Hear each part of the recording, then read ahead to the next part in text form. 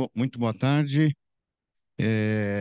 Dando início a este painel que vai tratar de um tema relevante dentro deste primeiro seminário internacional de direitos humanos, democracia e segurança pública. Nós vamos tratar com dois experts no assunto da regularização fundiária. Eu queria, em nome dos organizadores, doutor Francisco Loureiro, desembargador Francisco Loureiro, e doutora Daniela Libório, agradecer a disposição, a presença, o tempo, é, e dizer que este é um tema de muita importância dentro desse contexto e os organizadores estão muito contentes com o resultado desse, desse evento. Nós tivemos ontem em torno de 7.000 acessos no canal do YouTube do Estado, do Estadão, que está transmitindo, e hoje pela manhã também em torno de 7.000 acessos. Mais o pessoal presencial, que ontem foi em torno de 700 pessoas, hoje um pouco menos, porque afinal, sexta-feira, né? Mas de qualquer modo, foi feito num auditório principal e simultaneamente em 6 outras salas aqui no IDP. Eu faço uma breve apresentação. A doutora Daniela Libório é advogada, presidente da Comissão Especial de Direito Urbanístico do Conselho Federal da OAB, e é mestre e doutora em Direito Urbanístico e pós-doutora em Gestão de Águas pela Universidade de Sevilha.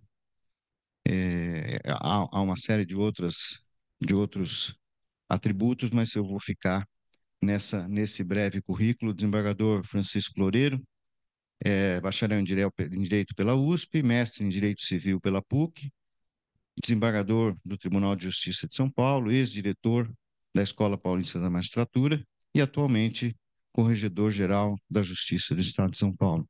E particularmente, me permita, doutora Daniela, eu e preciso agradecer os ensinamentos que eu tive do doutor Loureiro durante toda a nossa carreira, que durante boa parte foi simultâneo no Tribunal de Justiça, mas particularmente na Quarta Câmara de Direito Privado e na Primeira Câmara de Direito Empresarial, onde nós trabalhamos juntos e cada voto era um ensinamento, cada voto era um primor em matéria de análise do direito. E me permita, eu conheci a doutora Daniela hoje aqui, fiquei surpreso surpreso positivamente com os estudos que ela tem feito nessa área de direito urbanístico ligada à regularização, ligada a toda essa movimentação que a senhora vai falar.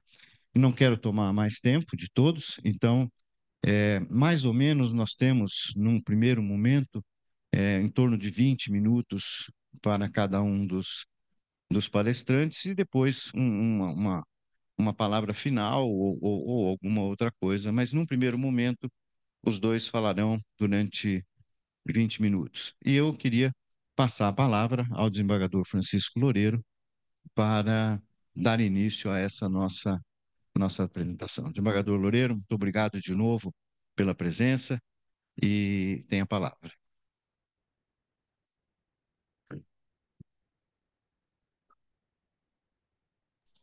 Bom, boa tarde a todas e todos. E eu quero dizer que é um prazer participar do evento e é um prazer redobrado que esse evento, que essa fala seja mediada pelo desembargador Fernando Antônio Maia da Cunha, que foi, durante anos, meu companheiro na Quarta Câmara de Direito Privado e também na Primeira Câmara de Direito Empresarial aqui do Tribunal de Justiça do Estado de São Paulo.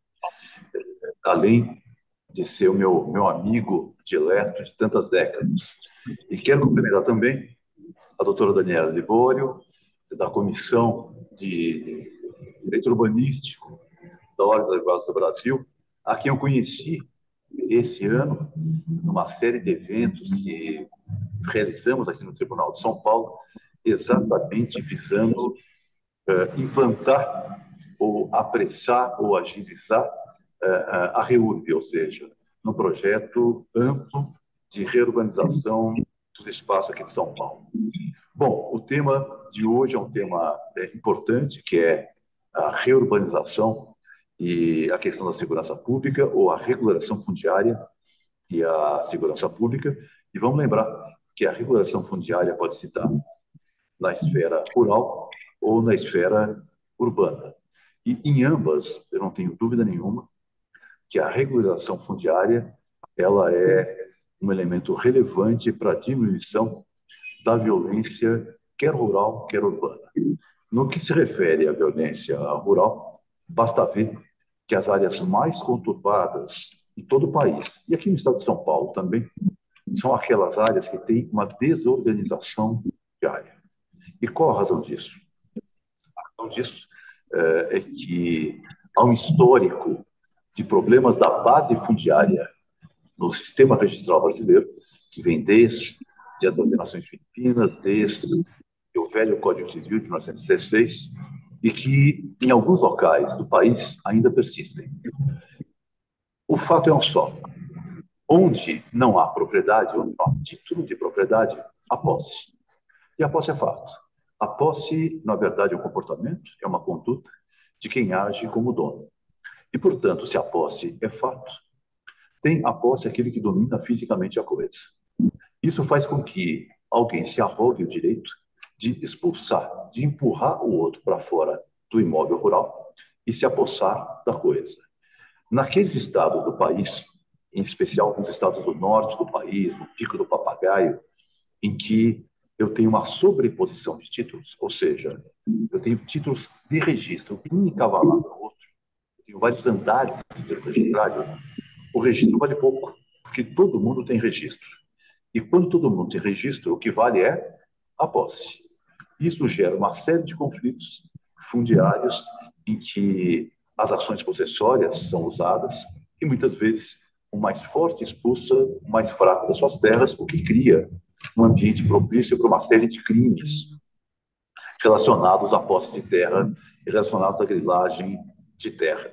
Mas me parece que o nosso tema principal não é propriamente a regularização fundiária rural, mas sim a regularização fundiária urbana. E no que se refere à regularização fundiária urbana, em 2017 nós demos um passo imenso.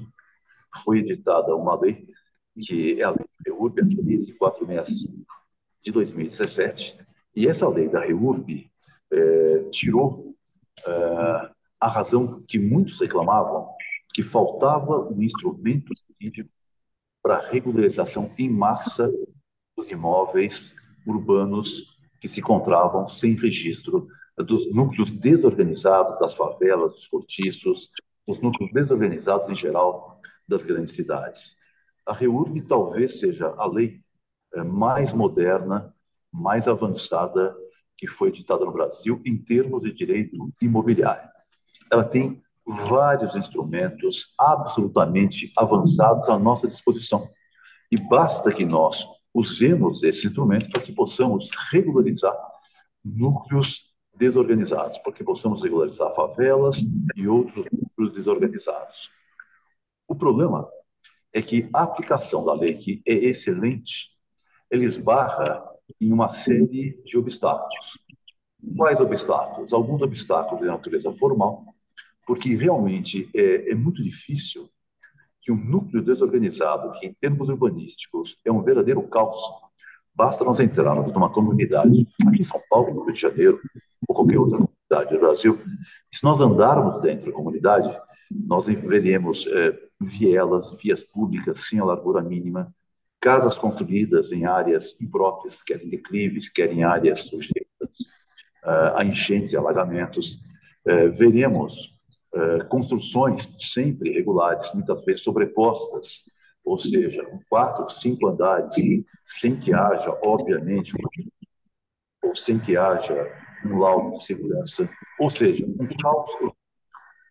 E a tarefa de quem vai urbanizar um núcleo é uma tarefa imensa, porque é uma tarefa de pôr uma ordem jurídica e conseguir o registro, conseguir o título para cada um desses moradores. As situações que nós encontramos numa comunidade, elas são infinitas. Nós temos famílias morando uma sobre a outra, pode ser um de laje, pode ser um condomínio simples, pode ser um condomínio edilício, há locatários, acomodatários, há imóveis comerciais, há imóveis residenciais. Ou seja, há necessidade de ser feito um trabalho de selagem, de levantamento de quem é o morador e qual é a situação específica dele. Feito isso, nós temos o segundo passo, que é obter o título de registro imobiliário. Hoje, há uma série de resistências que nós estamos tentando vencer junto aos registros de imóveis. A lei é avançada e nós estamos tentando fazer avançar as normas de serviço da corredoria, porque o registro de imóveis é um sistema eminentemente formal. Então, para o registro de imóveis, o imóvel está perfeitamente numa matrícula delimitada, os confrontantes certos, com a construção averbada e o desorganizado na comunidade, é tudo isso ao contrário. Os imóveis são irregulares na sua metragem, as construções não são construções oficiais, são núcleos urbanisticamente caóticos. Por isso, eu diria um descompasso entre a formalidade do registro e a informalidade de um núcleo, de uma comunidade, de uma favela, de um cortiço. E a grande tarefa que nós temos é vencer essa distância, consigamos incluir no registro imobiliário esses núcleos, essas comunidades. A pergunta que se faz é: esse passo é dado, isso resolve o problema da violência ou não? Eu diria o seguinte: não há uma solução integral, e nem poderia haver, mas sem dúvida nenhuma há uma melhoria. E por que há uma melhoria? Há uma melhoria por duas razões. Primeiro, porque aquele morador da comunidade que tinha apenas posse, e se ele tinha apenas posse, poder físico sobre a coisa, ele pode ser empurrado para fora por um outro ocupante, por um membro de facção, por alguém mais forte, por alguém que não goste dele. E ele teria que voltar ao imóvel usando uma ação possessória, provando ao juiz que a posse era dele, posse de poder fático, e que ele perdeu a posse injustamente. Ou seja, uma ação que depende de prova, normalmente documental, o que cria uma instabilidade na ocupação do imóvel. Quando a posse é substituída por um título de propriedade, isso provoca uma estabilidade do morador do imóvel.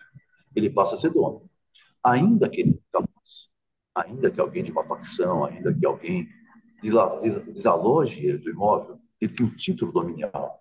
E ter o título dominial, ter o título de propriedade, facilita muito, eventualmente, o retorno do imóvel, porque aquele que ocupar o imóvel será possuidor, mas não proprietário. Então, isso cria uma situação de pertencimento do morador à comunidade. Cria-se, assim dizer, um capital social. Cria-se uma estabilidade e que ele vai permanecer naquela comunidade, sabendo que de lá ele não sairá mais.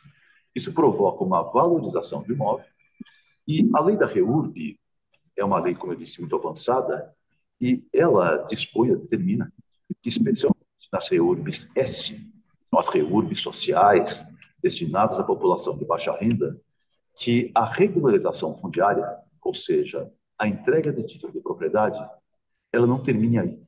Ela é acompanhada de obras de infraestrutura naquela comunidade, que devem ser feitas pela prefeitura municipal local, sem ônus, sem repasse de ônus aos moradores daquela comunidade. Então, uma operação de REURB, ela vem necessariamente acompanhada da implantação de obras de infraestrutura que podem ser feitas antes ou podem ser feitas depois, mas constarão do registro de imóveis, são fiscalizadas eventualmente pelo Ministério Público, portanto, haverá uma melhoria de vida daquela comunidade. A pergunta que se faz é: mas o Loureiro, quer dizer que isso vai converter uma comunidade em um bairro perfeitamente organizado? A resposta é não. Normalmente, nós não temos como alargar as vielas, nós temos becos que não passam carros, que passam apenas pessoas, ou bicicletas, ou motocicletas. Não temos como desalojar todos os moradores para reorganizar aquele grande núcleo. Mas nós podemos, sim, criar uma infraestrutura básica, colocar água, colocar saneamento básico, naqueles locais que não tem luz, colocar luz elétrica. Isso cria uma infraestrutura infraestrutura que aumenta a sensação de pertencimento, a sensação de solidez, a sensação de segurança dos moradores daquela comunidade e que fazem com que eles tenham vontade também de melhorar aquele ambiente em que eles vivem. Isso diminui a violência? Sem dúvida nenhuma. A pergunta é: isso elimina a violência? A resposta é: infelizmente não. Hoje, o que nós temos constatado em algumas comunidades que são regularizadas em São Paulo é que, quando há regularização, isso provoca um fenômeno positivo, que é a melhoria de vida da comunidade, mas muitas vezes provoca um fenômeno indesejável. Qual seja? O imóvel regularizado, ele é valorizado. Eu calculo que o imóvel com documento, o imóvel com título de propriedade, ele vale a 30 a 40% a mais do que o mesmo imóvel em que o morador tenha apenas a posse do imóvel e não o título de propriedade. Mas essa valorização, acompanhada da implantação de obras de infraestrutura, faz com que muitas vezes haja uma especulação imobiliária. E hoje, em algumas comunidades, nós temos notado que as facções, que muitas vezes não usavam ou não investiam nos imóveis para lavagem de dinheiro, passam a investir nos imóveis regularizados, que agora valem mais, são dotados de infraestrutura, e passam a usar esses imóveis como instrumento de lavagem de dinheiro ilícito. Além disso, a própria valorização dos imóveis, muitas vezes, faz com que a população mais humilde acabe vendendo os seus imóveis, ou sendo expulsa dos seus imóveis, ou sendo tirada dos seus imóveis. Isso provoca uma valorização, mas também uma mudança daquele núcleo de moradores originais que são substituídos por uma população de baixíssima renda por uma população de maior poder aquisitivo, uma espécie de gentrificação das comunidades.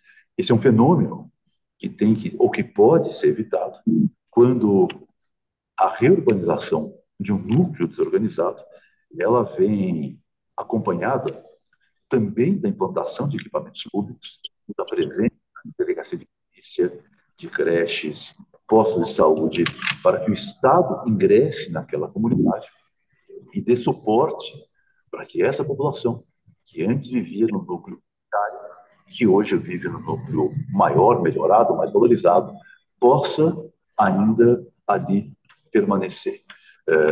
Eu lembro que as reurbanizações na modalidade S, elas são inteiramente gratuitas, portanto, o morador não paga absolutamente nada por elas. Isso é absolutamente desejável. Nós fizemos há pouco tempo, nessa semana, que é a semana do Solo Seguro, que é uma semana instituída pelo Conselho Nacional de Justiça, em que em todo o Brasil nós promovemos regularizações e troca de experiências nesse tipo de operação. Nós fizemos uma entrega de títulos pequena, simbólica, numa das maiores comunidades, ou se não, a maior comunidade de São Paulo, que é a comunidade de Heliópolis. Em Heliópolis vivem algo em torno de 250 a 300 mil pessoas, ou seja, ela tem o tamanho de uma cidade de médio porte aqui em São Paulo. Nós fizemos uma entrega simbólica de 30 títulos ali, mas vamos começar a reurbanização por quadras e a primeira quadra envolve mais ou menos 1.000 títulos e vamos fazer gradativamente por áreas, por pedaços. E na entrega de títulos é que você vê, percorrendo a comunidade, você vê a grandiosidade, a dificuldade de implantar uma regularização fundiária em uma comunidade de grande. É fundamental para isso que nós obtenhamos a confiança da população. Em algumas comunidades aqui em São Paulo, nós temos dificuldade na obtenção dessa confiança, porque a população, ao ser cadastrada, tem que entregar documentos pessoais, deve ser feito um histórico da sua posse. E alguns moradores, temerosos de que a entrega de documentos levará à perda da posse, ou então compelidos por facções, por líderes locais, muitas vezes se recusam a colaborar, o que impede até que nós possamos dar o primeiro passo, que é fazer o cadastramento, para que possamos fazer o certificado de regularização fundiária, que é o título que vai ao registro de imóveis. Portanto, a colaboração das lideranças locais, ela é fundamental para que nós possamos dar esse primeiro passo para a regularização fundiária. Isso vai resolver a questão da violência urbana nesses núcleos? A resposta não, mas eu não tenho a menor dúvida que não vai solucionar, não vai eliminar, mas que, sem dúvida alguma, vai diminuir, vai reduzir e dará condições muito melhores de vida a uma camada da população. É o primeiro passo que eles possam ter adiante escolas de melhor padrão, postos de saúde de melhor padrão, delegacias de polícia implantadas no bairro. E quando o Estado ingressa numa comunidade, sem dúvida, o crime e a violência recuam por si só. O meu tempo está praticamente esgotado, de 20 minutos, e eu agradeço a atenção de todos e a oportunidade de falar nesse evento tão importante. Muito obrigado.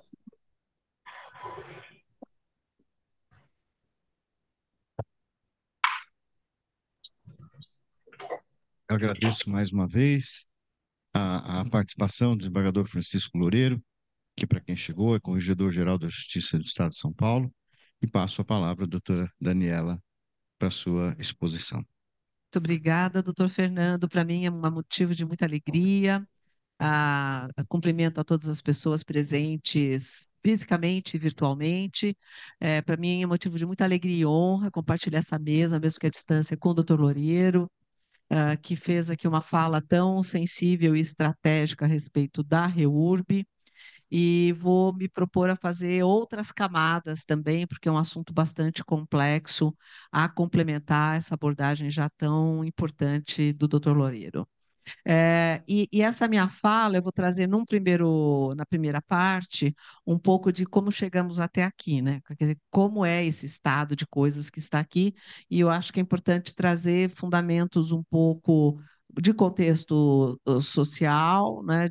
Da ocupação de território no país, assim como a parte legislativa e a omissão do Estado, para depois a gente entender algumas nuances complementares à fala do doutor Loureiro.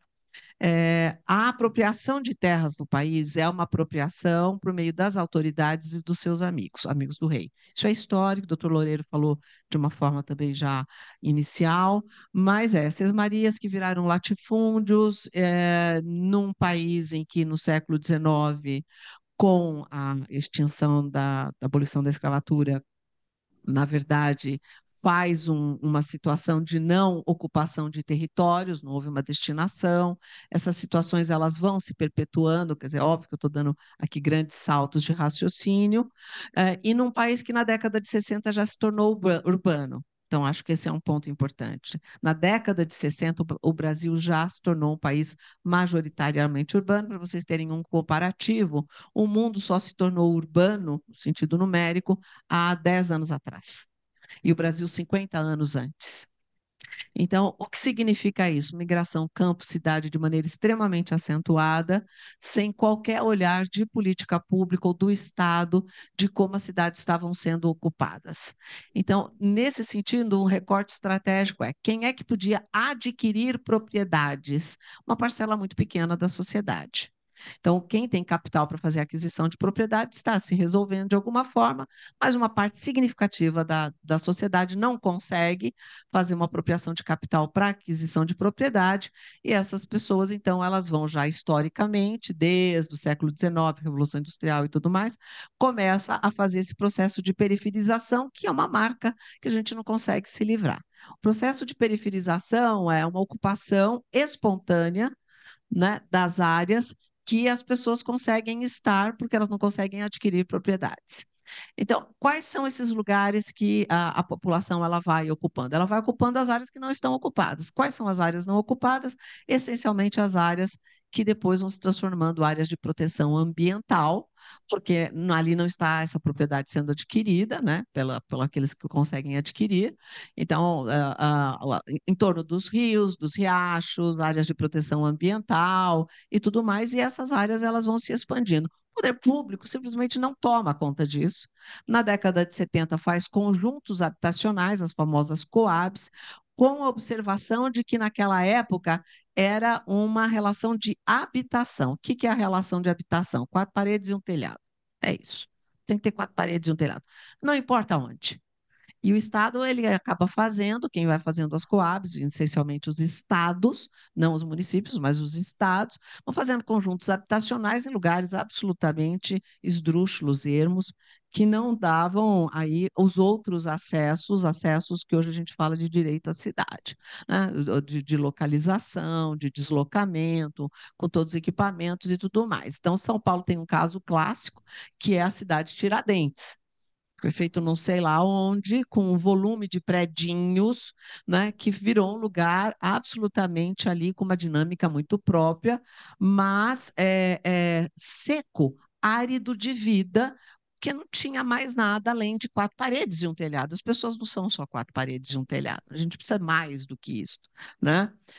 Então, fazendo um grande salto para essa situação, em 96 é incluído o direito à moradia como um direito humano, isso nas decisões ONU, da qual o Brasil é signatário, no Habitat 2.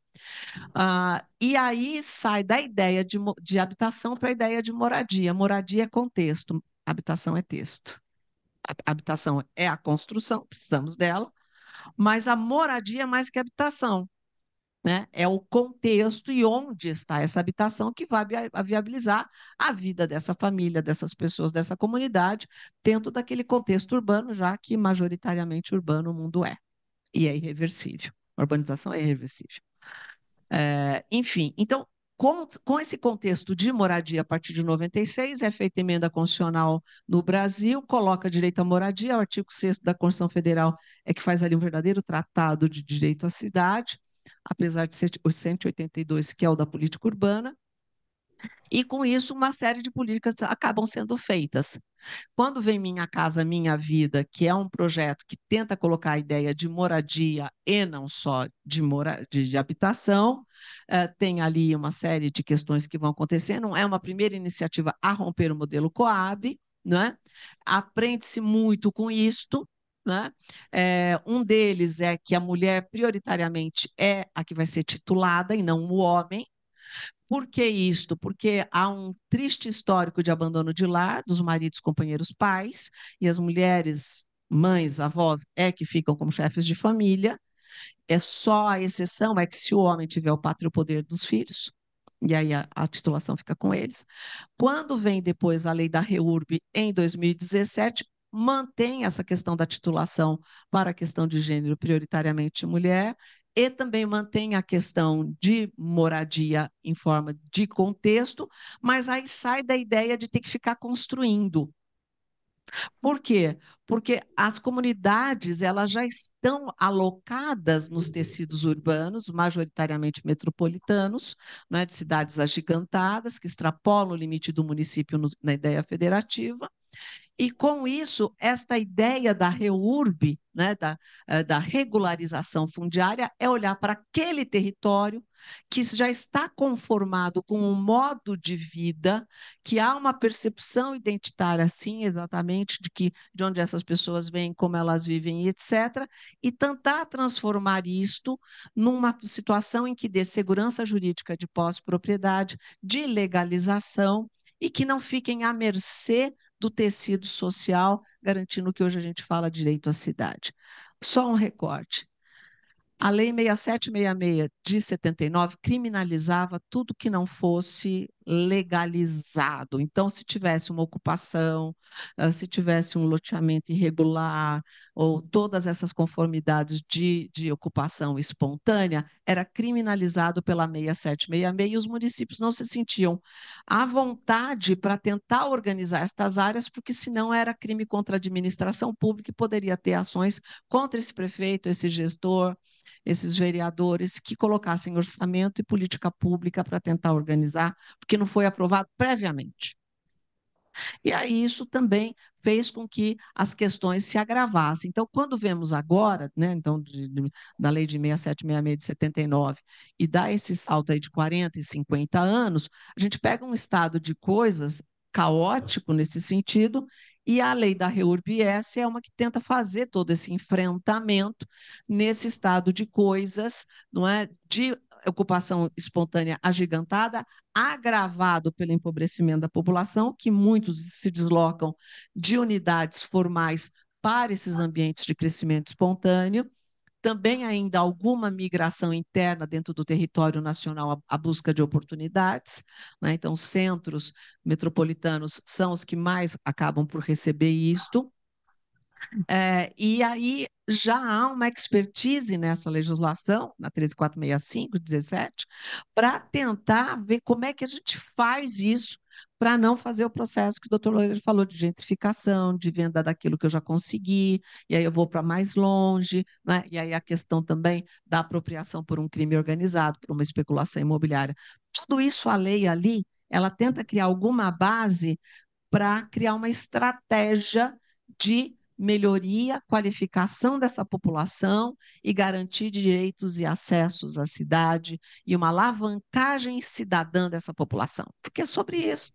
É que elas não fiquem mais à margem e que ela tente, então, ficar. Então, para fazer uma ponte com relação à questão da segurança pública, na ótica da REURB, o que eu vejo? A população que está nessa ocupação espontânea, sem direito ao saneamento, à mobilidade, à educação, não é? À cidade formal, que tem o giro da economia, né? Onde tem os empregos, onde tem as atividades econômicas, onde eu olho para lá e eu sou cidadão, cidadã, e eu estou naquela relação periférica, neste sentido aí de qualificação, acaba ficando, trazendo essa população à mercê de todos os tipos de violência. Então, mais do que segurança pública, ali há uma insegurança de vida permanente. Né? Segurança da sobrevivência física, será que vou ter comida? Será que se eu ficar doente eu consigo resolver? As violências que perpetuam sobre os corpos, mas também a violência da invisibilidade. Essas pessoas elas não querem ser vistas pelos outros, né? Então tem uma violência permanente com relação a essa população. As pessoas estão ali no estereótipo de vestimentas, roupas e posturas que a sociedade quer ver. Então, se a gente cruza com essas pessoas na cidade formal, a gente finge que não vê. Né? Então, também tem uma violência permanente na tentativa de invisibilizar essas pessoas, porque ela não corresponde àquilo que eu me sinto confortável em conviver. Então, tem estas situações também. Então, não é uma violência patrimonial, financeira, porque eu não consigo acessar os empregos, é uma violência de toda a ordem, e, portanto, essas pessoas elas vão reproduzir o quê? Qualquer coisa que, entre aspas, elas queiram e consigam, porque o que ela recebe da sociedade é ninguém me vê, ninguém se importa comigo, então, bom, então eu vou fazer o que conseguir por aqui. E este conseguir por aqui significa muitas vezes fazer a pichação, fazer uma depredação. E tem um documentário chamado Picho, já antigo, que foi feito por gente fora do país, mas sobre a pichação de São Paulo. Fantástico.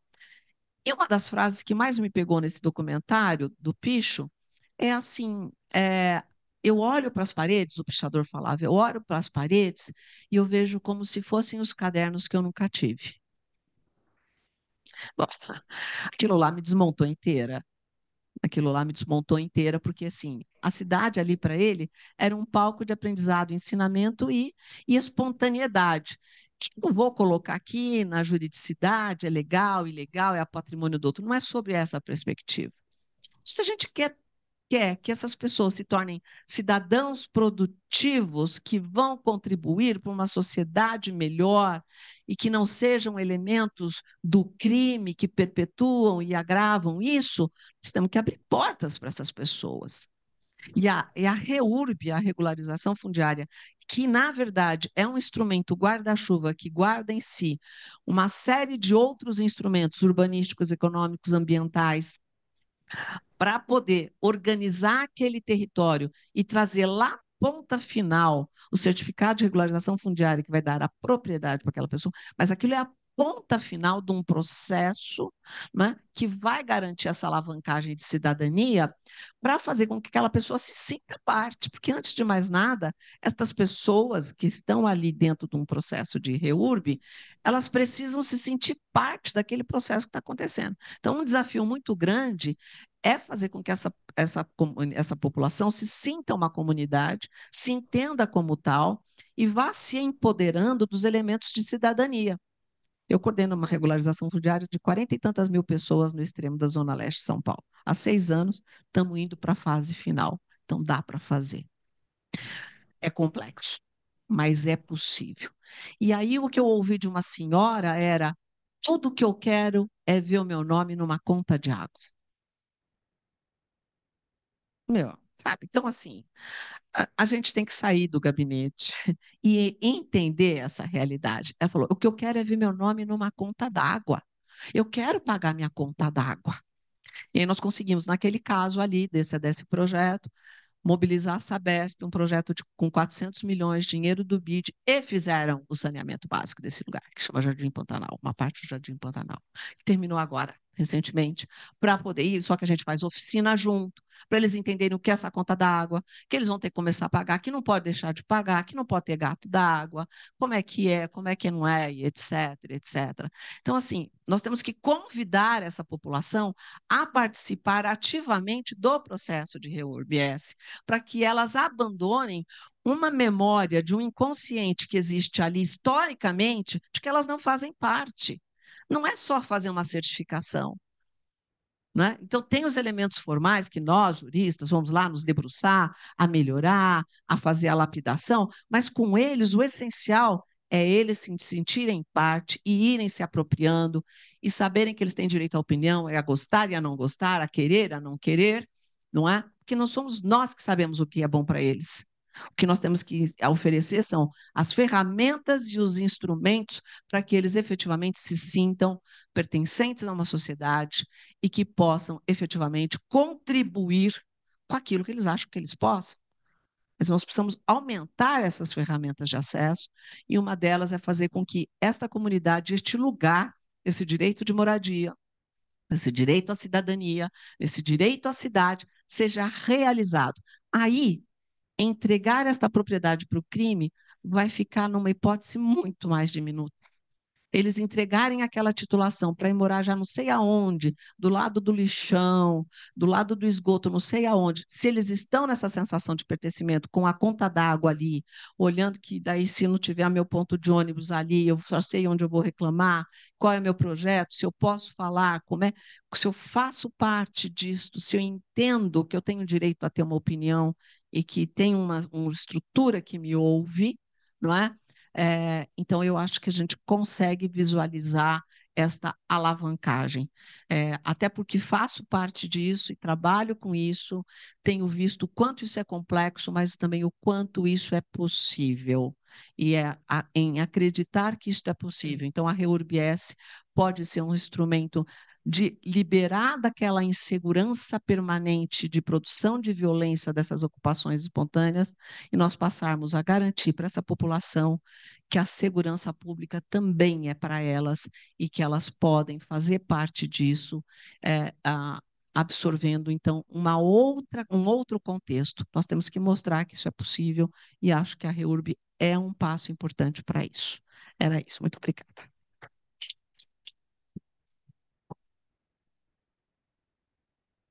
Muito bem, muito obrigado, doutora Daniela, pela sua participação. Nós temos 10 minutos, então eu vou passar a palavra ao desembargador Francisco Loureiro para uma fala final e eventual despedida, e depois para a doutora Daniela. Doutor Francisco Loureiro, a palavra é sua. Bom, eu cumprimento a doutora Daniela, já havia, em outras oportunidades, participado de alguns eventos juntamente com ela, é uma grande conhecedora do assunto e quero dizer que concordo, endosso inteiramente a sua fala. Ela conseguiu, num prazo curto, de 20 minutos, dar um quadro perfeito de qual é a situação, essa ligação esse liame entre a reurbanização e a violência. A reurbanização não é um bálsamo mágico, não é o elixir da longa vida, não vai provocar por si só a eliminação da violência, mas é o primeiro passo. É, sem dúvida, essa noção de pertencimento do morador à comunidade que ele mora é fundamental. Hoje, nós temos uma situação, especialmente nas comunidades, em que a população é muito volúvel, em que é muito transitória, e dar o título de propriedade com a expectativa de que a esse título seguirão melhorias, a conta d'água, o saneamento, a luz e, eventualmente, equipamentos públicos serão colocados à disposição. Isso faz com que a pessoa queira permanecer naquele local. Se ela tem estabilidade de permanecer ali, ela se envolve em projetos, ela ajudará a cuidar desse local, ela, de algum modo, não vai se conformar com a existência de gangues, de facções, de uma violência institucionalizada, e esse é o primeiro passo para que o Estado possa assumir o controle desses grandes núcleos. Mais uma vez, eu cumprimento a doutora Daniela, concordo integralmente, e agradeço a todos. Espero que esse seminário, durante hoje, todo o dia de hoje e ontem, tenha contribuído para esse gravíssimo problema da segurança pública. Enquanto a doutora Daniela falava, eu mexia aqui no meu celular, tratando de execução criminal, e trabalhava com a Secretaria de Administração Penitenciária, discutindo o número de presos. São Paulo tem 200 mil presos, ou seja, um terço da população carcerária está dentro de São Paulo. E não é possível que nós mantenhamos esse estado de quase 1 milhão de pessoas encarceradas no país. E a violência crescente e assolando a população clama por mais segurança, quando está claro que simplesmente prender as pessoas, nós estamos enxugando o gelo. Enquanto nós não melhorarmos as condições de vida da população carente e dermos a ela mais habitação, mais segurança, mais equipamentos, esse quadro não será revertido. Muito obrigado a todos.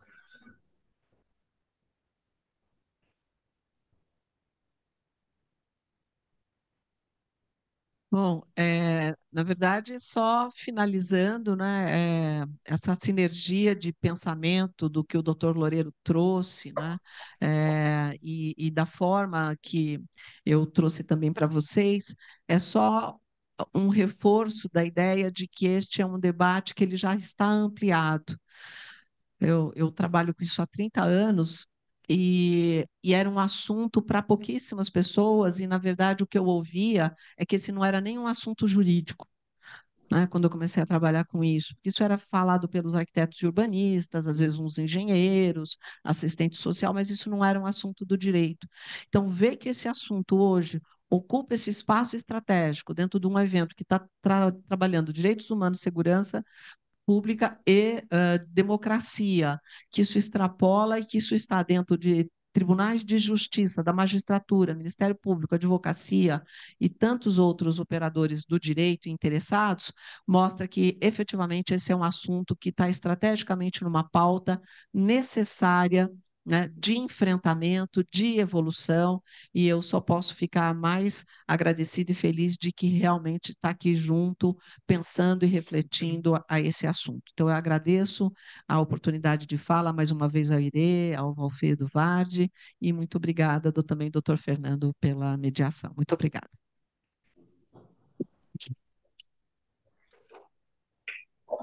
Muito bem, eu queria agradecer em nome do IRI, em nome do IDP, a presença de todos aqui e de todos os que estão nos ouvindo. Dizer que nós vamos, na sequência desse seminário, analisar cada uma das mesas, cada um dos painéis que foram feitos, extrair deles a importância que eles têm e, eventualmente, prosseguir em alguns estudos ou preparar um segundo seminário para que esses assuntos sejam um pouco mais elaborados ou com providências mais concretas em relação a tudo que foi dito, que foi falado. E muita coisa foi dita em todos os aspectos envolvendo segurança pública, democracia, com respeito a direitos humanos. Queria agradecer, finalmente, doutora Daniela Bório, pela participação, pela vinda, pela disposição de estar conosco nesse seminário, e também ao desembargador Francisco Loureiro, é, meu amigo, e alguém que, numa posição na Corregedoria Geral de Justiça, que também pode, com esta visão ofertada, participar de uma continuidade ou de um aprofundamento desse estudo relacionado a, a essa regularização fundiária de que nós estamos tratando. Desembargador Francisco Loureiro, muito obrigado pela sua participação e presença virtual. Doutora Daniela, novamente muito obrigado, e eu encerro então esse painel agradecendo a todos e desejando a todos um bom final de semana. Muito obrigado.